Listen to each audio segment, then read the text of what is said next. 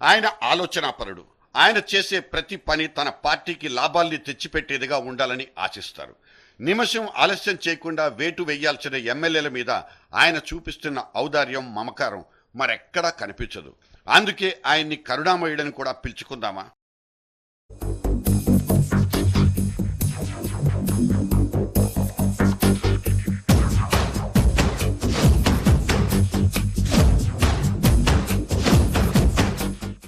మేం చేసిన పాపాన్ని సాక్షాత్తు మా పార్టీ పెద్దలే గుర్తించి మమ్మల్ని సస్పెండ్ చేయాలంటూ తీర్మానం చేసినా, లేదు మీరే పాపాలు చేయలేదంటూ ఔదార్యాన్ని చూపిస్తున్న స్పీకర్ సార్ను 17 మంది ఎమ్మెల్యేలు ఈసడించుకుంటున్నారు.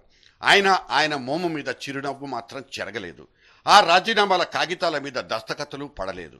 కనీసం అసెంబ్లీ మొదలయ్యే నాటికి ఈ 17 మంది మీద వేటేస్తే తమ జగన్నాయకుడిని వెంటేసుకుని జనంలోకి వెళ్లి తమ పని తాము చేసుకుపోతామని బహిరంగంగా హెచ్చరించిన ఈ స్పీకర్ సార్ ఉలకలేదు, పలకలేదు. ఒక్కొక్కళ్లతో ఆయన ఏకాంతంగా చర్చించి నిర్ణయం తీసుకుంటారంటూ చెప్పిన కథని మళ్లీ చెప్పుకొచ్చిన ఈ పెద్ద మనిషి నిర్ణయ తాత్సారం చేస్తూ తానొక పక్కా కాంగ్రెస్ పక్షపాతినే అని నిరూపించుకుంటున్నారు.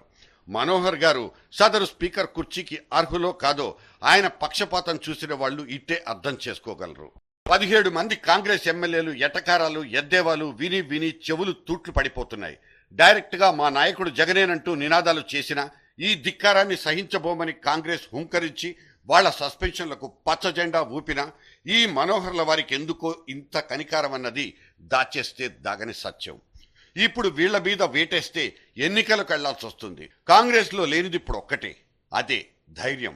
ఉప ఎన్నికలకు సై అనగలిగే ధైర్యం లోపించింది. పలచబడిపోయిన తమ బలాన్ని ప్రజారాజ్యం నుంచి అరువు తెచ్చుకుని బతికి బట్టయితే కట్టగలిగింది, కానీ కురచబడిపోయిన తమ పరువును మాత్రం బజార్లో ఎగ్జిబిషన్కు పెట్టుకుంది కాంగ్రెస్. కొన్ని రోజులు పోతే జగన్ జైలుకెళ్తాడు కాబట్టి వీళ్లంతా సొంతింటికి తిరిగొచ్చేస్తారన్న ఆలోచనే కాంగ్రెస్ను ఇలా చేయిస్తోందన్న కోళ్లు కూస్తున్నాయి. నిజానికి సిబిఐ జగన్ను అరెస్టు చేయకపోయినా రేపటి రోజున అతను ఎలాగో ఒకలాగా సోనియాను ప్రసన్నం చేసుకుని తిరిగి తమ వాకిలి ముందు నిలబడతారన్న అంచనాలు కూడా వాళ్లకున్నాయి. అందుకే దమ్ముంటే మమ్మల్ని సస్పెండ్ చేయమంటూ సవాళ్లు వినబడినా విననట్టే నటిస్తున్నారు కాంగ్రెస్ మాక్ స్పీకర్.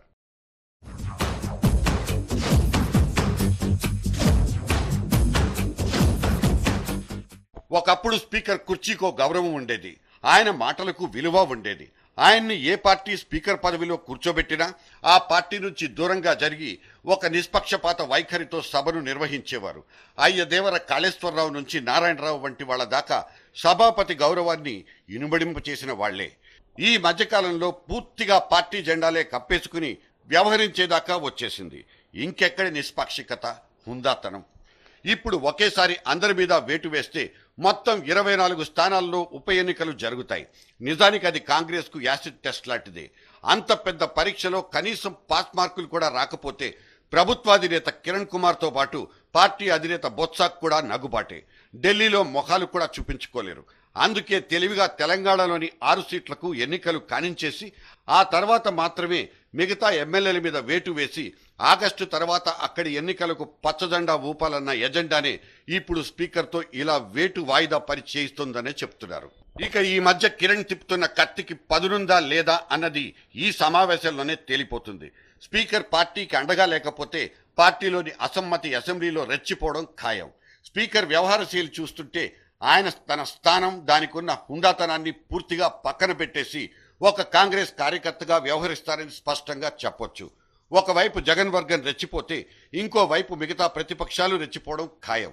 వీటిని ఎదుర్కోవడంతో పాటు కాంగ్రెస్ పంచన చేరిన ప్రజారాజ్యం భారాన్ని కూడా వీళ్ళొక రకంగా మోయాల్సిందే. అసలు చిరంజీవి పార్టీని విలీనం చేయడానికి ఇంకా ఏ సాంకేతిక సమస్యలున్నాయి? మంత్రి పదవులు తీసుకున్నారు. నేరుగా కాంగ్రెస్ విప్గా ఒక మనిషికి పదవిని కట్టబెట్టేశారు కూడా. ఇప్పుడు ఏ రకంగా ప్రజారాజ్యం పార్టీ ఇంకా అసెంబ్లీలో తన ప్రత్యేక ప్రతిపత్తిని పొందగలుగుతుందో అర్థం కాదు. వాళ్ళు ఇంకా విడివిడిగానే కూర్చుంటున్నారు. చిరంజీవి ప్రతిపక్ష నేత హోదాలో ముందు సీట్లో కూర్చుంటున్నారు. స్పీకర్ పార్టీ విలీనానికి సాంకేతిక కారణాల సాకుతో అడ్డం పడిపోవడం చూస్తే ఆశ్చర్యం కలుగుతుంది. అసలే అసెంబ్లీలు బాతాకారీ షాపుల స్థాయి నుంచి ఇంకా ఇంకా కిందకు దిగజారి తిట్లు బూతులతో ఒకళ్ళ మీద ఇంకొకళ్ళు లంకించుకునే చాకిరేవుగా మారిపోయింది అసెంబ్లీ. వీటి నుంచి సభను దూరంగా జరిపి ఒక మంచి వేదికగా తయారు చేయాల్సిన బాధ్యత అందరి మీద ఉంటుంది. ముఖ్యంగా అటువంటి బాధ్యతను తన భుజాల మీద వేసుకుని అందరి మనిషిగా నిలబడాల్సిన సభాపతి అనబడే స్పీకర్ మీద ఇంకా ఎక్కువగా ఉంటుంది. కానీ తాను తగిలించుకున్న కాంగ్రెస్ కండువాను పక్కన పెట్టకుండా ఇంకా తన పార్టీ సమావేశాలకు హాజరవుతున్న మనోహరుడు నిజంగా మనోహరంగా ఎలా కనిపిస్తారు? అందుకే అనేది, అధ్యక్ష, మీకు కుర్చీ చాలా చాలా పెద్దదైపోయింది. It's two big.